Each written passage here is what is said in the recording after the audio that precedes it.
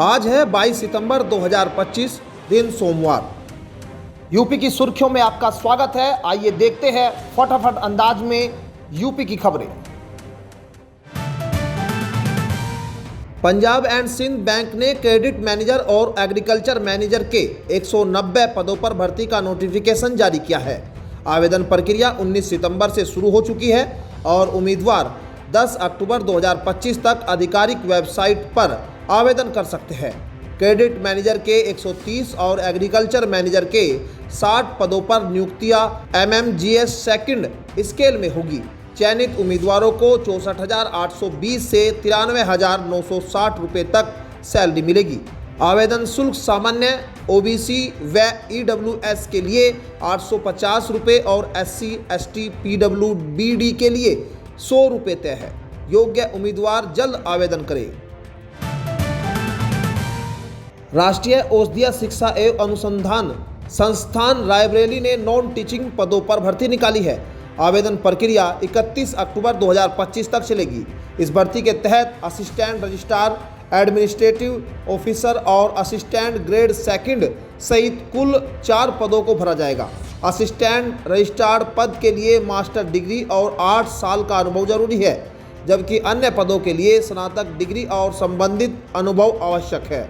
आवेदन शुल्क पदानुसार 1180 और 590 रुपये तय है। इच्छुक उम्मीदवार आधिकारिक वेबसाइट पर ऑनलाइन आवेदन कर सकते हैं।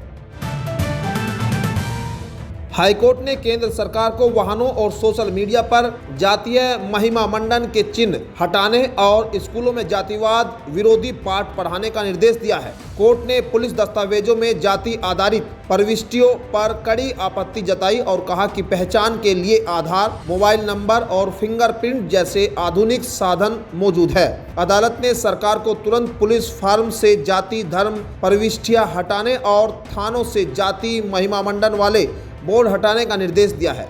यह फैसला शराब तस्करी मामले में आरोपी परवीन छेत्री की याचिका पर सुनवाई के दौरान दिया गया।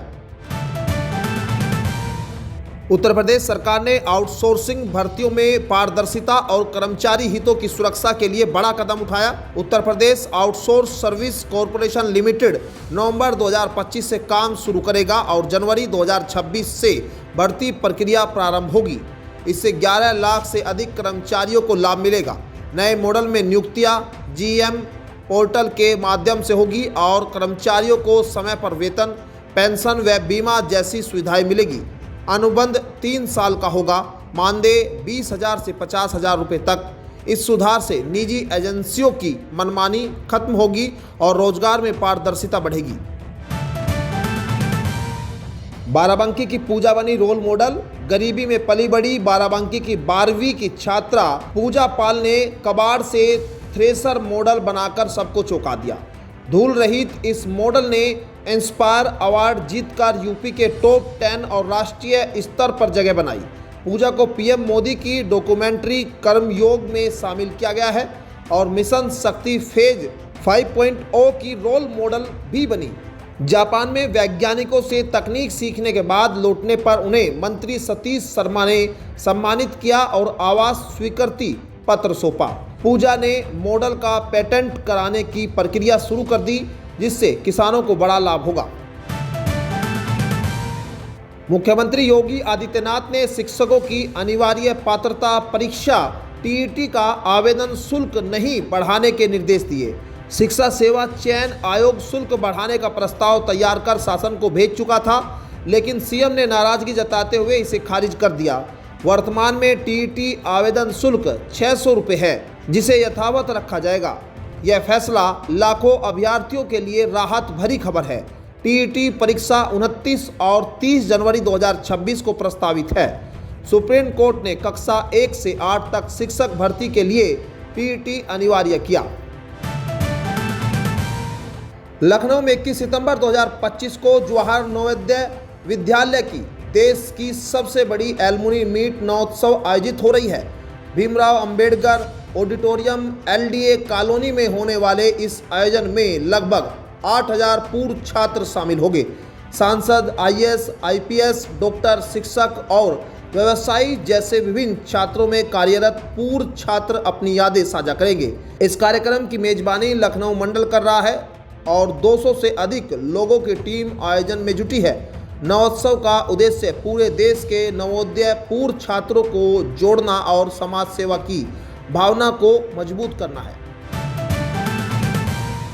उत्तर प्रदेश सरकार शिक्षकों और कर्मचारियों को कैशलेस चिकित्सा सुविधा देने की तैयारी में है। मुख्यमंत्री योगी आदित्यनाथ की घोषणा के बाद सभी विभाग शिक्षकों, शिक्षणेतर कर्मचारियों, शिक्षा मित्रों, अनुदेशकों और रसोइयों का ब्यौरा जुटा रहे हैं। प्रस्ताव के अनुसार प्रति कार्मिक 2,480 रुपये वार्षिक व्यय अनुमानित है। योजना से 9 से 10 लाख शिक्षकों व उनके परिवार को लाभ मिलेगा।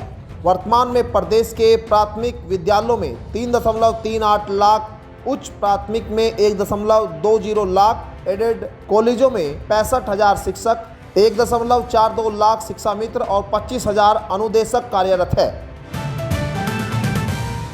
उत्तर प्रदेश सरकार ने दुधवा राष्ट्रीय उद्यान में टाइगर के साथ साथ गेंडों को भी वन्य जीव पर्यटन का हिस्सा बनाने का फैसला लिया है। इको पर्यटन विकास बोर्ड एयरपोर्ट, रेलवे और बस अड्डों पर गेंडों की फोटो और वीडियो का प्रचार करेगा। 1984 में शुरू हुई गेंडा परियोजना के तहत संख्या 5 से बढ़कर अब 51 हो गई है। नवंबर से नए पर्यटन सत्र में 10 गेंडों को स्वच्छ भ्रमण के लिए छोड़ा जाएगा। पर्यटन बोर्ड शारदा बैराज और चंदन चौकी को वेलनेस व पर्यटन केंद्र के रूप में भी विकसित करेगा। मुख्यमंत्री योगी आदित्यनाथ ने जीएसटी रिफॉर्म को प्रधानमंत्री नरेंद्र मोदी का दीपावली गिफ्ट बताया। उन्होंने कहा कि छात्रों की शिक्षण सामग्री, दूध, दही, घी, पनीर जैसी आवश्यक वस्तुओं पर छूट दी गई है, जबकि नशे और फिजूल खर्ची पर भारी टैक्स लगाया गया है। बाइक, कार, घर, स्टील और सीमेंट पर भी राहत दी गई है। योगी ने कहा कि इससे गरीब और मध्यम वर्ग को महंगाई से राहत, युवाओं को अवसर और रोजगार का सृजन मिलेगा। उन्होंने सेवा पखवाड़ा व विकसित भारत अभियान को भी प्रधानमंत्री की दूरदर्शी सोच से जुड़ा बताया। अयोध्या में जनसभा को संबोधित करते हुए सांसद चंद्रशेखर आजाद ने गरीबों की जमीन औने पौने दामों में उद्योगपतियों को दिए जाने का आरोप लगाया। उन्होंने कहा कि अयोध्या धाम रेलवे स्टेशन विस्तार में अनुसूचित जाति के लोगों की भूमि अधिग्रहित की गई, पर उचित मुआवजा या पुनर्वास नहीं हुआ। आजाद समाज पार्टी के राष्ट्रीय अध्यक्ष ने युवाओं से अपील की है कि विधानसभा चुनाव में गांव-गांव जाकर पार्टी की नीतियों और विचारधारा जनता तक पहुंचाए। उन्होंने दावा किया कि पार्टी आगामी विधानसभा चुनाव में लगभग 50% सीटें पिछड़े वर्ग को देगी। आजम परिवार की सपा में राजनीतिक स्थिति पर बना सस्पेंस। बता दें, उत्तर प्रदेश में आजम खान की जेल से रिहाई के बाद उनके परिवार की राजनीतिक रणनीति पर सस्पेंस बरकरार है।